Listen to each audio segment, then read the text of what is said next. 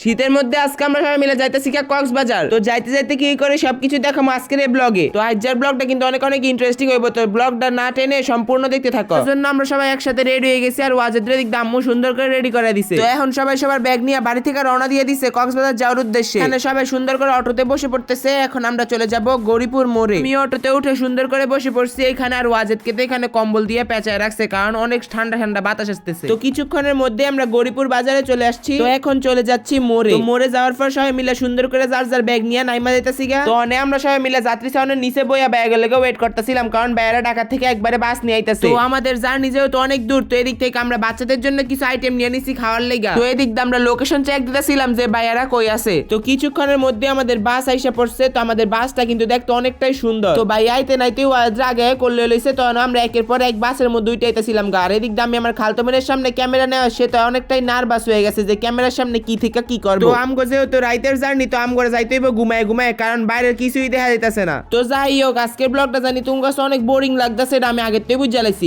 অনুরোধ রইল সম্পূর্ণ ব্লগটা দেখে যাও। আর কিছুদিন পর এই ব্লগটাই আমাদের ইউটিউব চ্যানেলে লং ভিডিওর মাধ্যমে আপলোড হবে। যা এই ব্লগে তোমরা অনেক কিছুই মিস করতেছো, সেটা সবকিছুই পেয়ে যাবে ওই ব্লগে। আর ওই লং ব্লগটা দেখতে হলে অবশ্যই আমার ইউটিউব চ্যানেলটাকে সাবস্ক্রাইব করে আসতে হবে। আর যারা টিকটক থেকে দেখছো, অবশ্যই বায়োতে লিংকটা দেওয়া আছে।